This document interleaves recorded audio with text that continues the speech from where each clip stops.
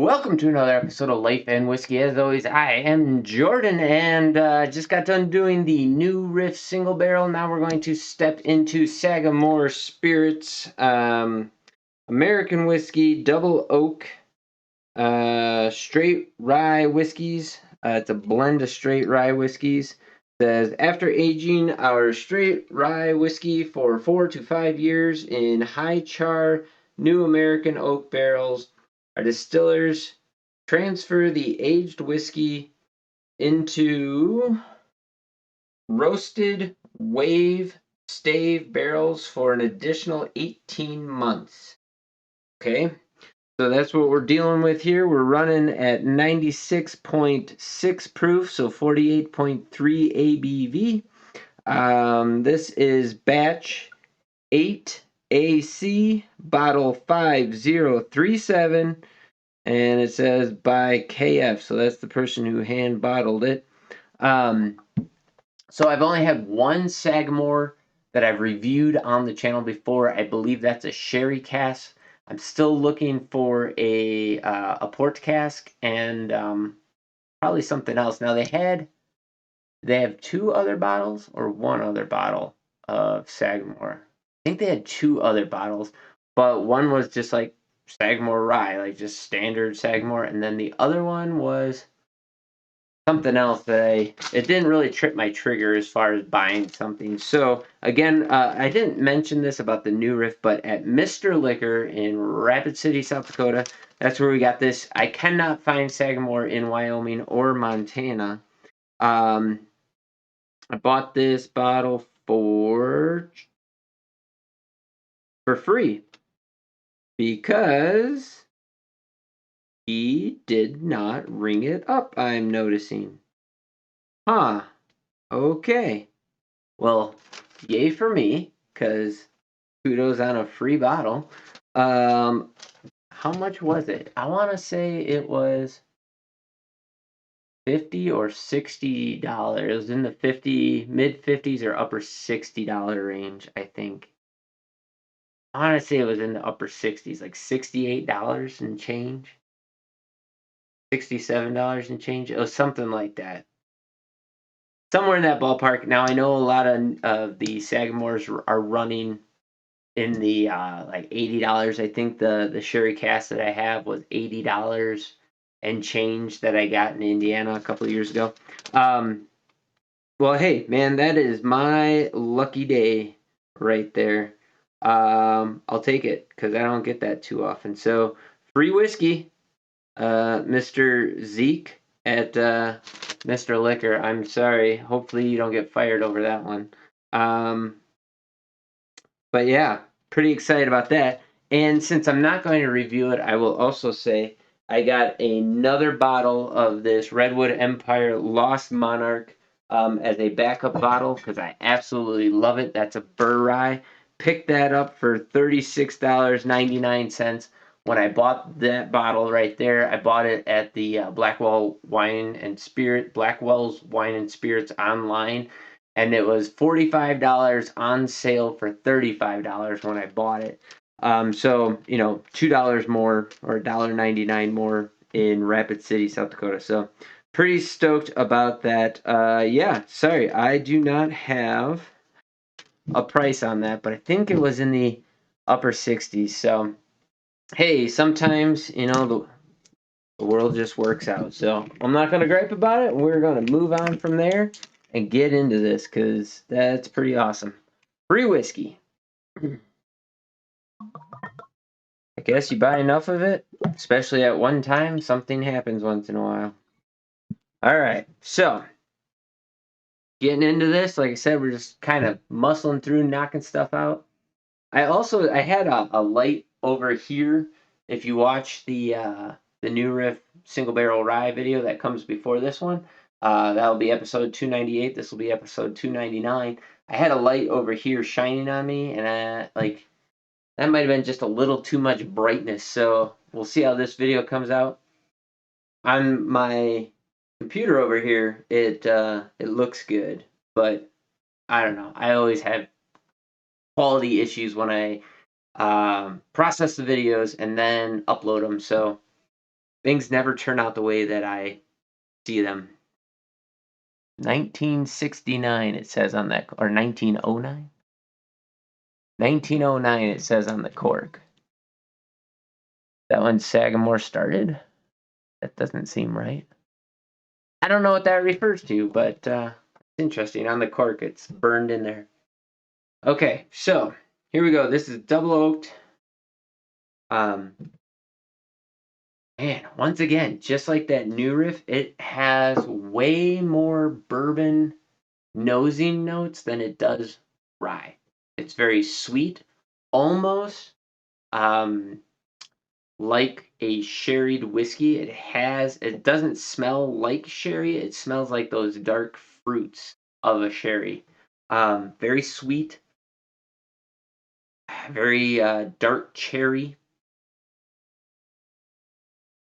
almost a little bit floral in that one. Some brown sugar sweetness in there. Very fruit forward though, very, very fruit forward. But yeah, this smells more like a bourbon than it does. It says 1909 here on the bottle too. Sorry. Tangent swirl here. Let's see if it says, this says core collection. Maryland style rye. I do see some tasting notes here, so I'm going to go, I know I don't normally do that, but I'm going to go through and read those tasting notes after I give my first impressions. But yeah, dark fruit and sweetness is what I'm getting out of this. Almost verging on candy sweetness. It smells absolutely terrific. But very, very, very much a bourbon nose rather than a rye. Okay, going in on the taste.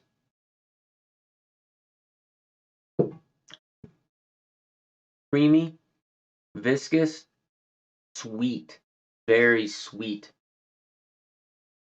Sugary, dark vanilla, like a dark vanilla caramel, brown sugar up front. There's a little bit of oak tannin in there.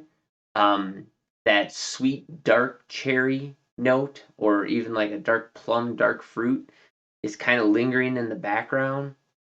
Then the ethanol and the rye spice kind of kick through at the very tail end. A little bit of heat. First sip, that was absolutely amazing. Again, would never really peg that as a rye. It's just so much sweeter than a rye. Also, nowhere near MGP profile at all. This has a very, very different profile. Absolutely love it. A little more oak char is coming through, barrel char in the glass that time. Dark fruit starting to tamp down. The sweetness is tamping down. Oak char, barrel char is coming through, and it has a really nice dark mahogany color to it. Oh, really loving it. Really rich nose. I will say this: that first sip, it started with heft to it, and then it quickly dissipated. It did not have a very long-lasting flavor profile, but the char note is kind of lingering on the back of my tongue, mixed with just a slight bit of um, oakiness to it, which I'm actually really, really digging because it's like just the perfect amount of all of that.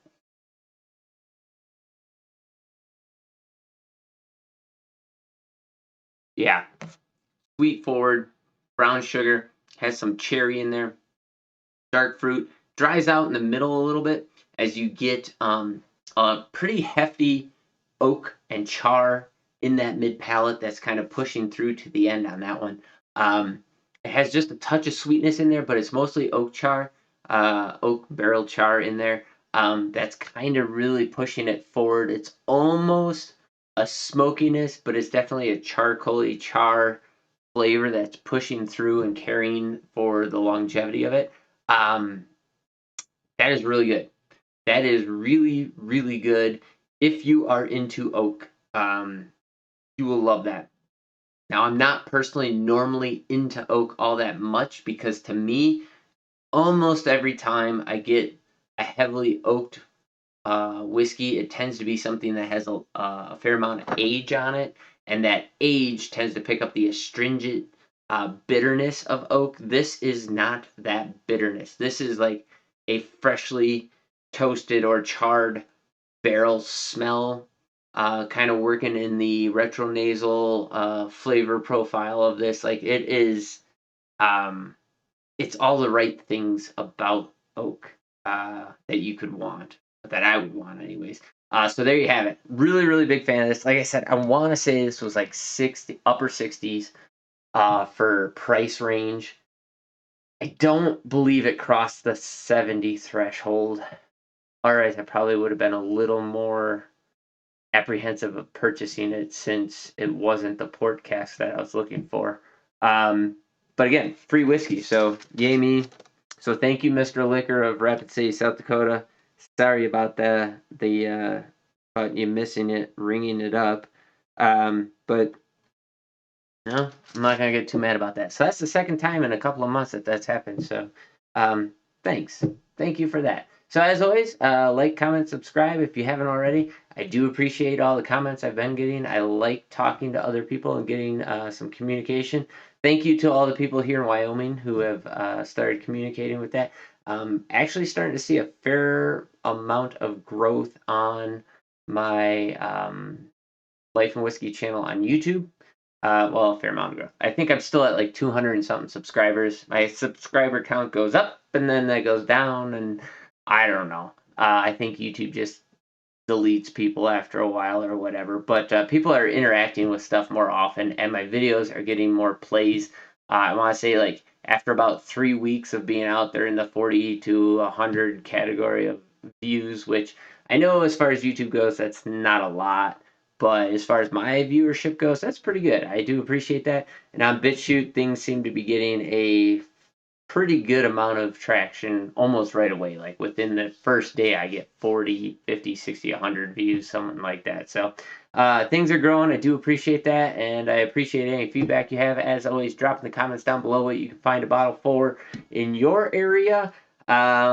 And I did not say that about the new riff. So if you watch the new riff video, go ahead, go back on that and write that, put that in the comments as well. I always appreciate when people do actually put in the comment section what it is, along with any experiences you have with it. Like I said, Sagamore Spirit, the Double Oak, I'm a big fan. And if you're a rye fan, and if you like oak, definitely check this one out. I think you'll be very, very happy with it, especially if you like that char flavor. It's just good. That's all I can say about it. It's just good. So thanks for watching. You guys have yourselves a great day. Catch you in the next video where we are going to dive into this Akatoshan. And that'll be video number 300. And actually, I'm sure it's more than 300, but it's video title number 300, where that's my 300th single whiskey review, because I know I've done plenty of other videos that didn't have a number in the title, but that's okay too. You guys have a great one. We'll catch you in the next video.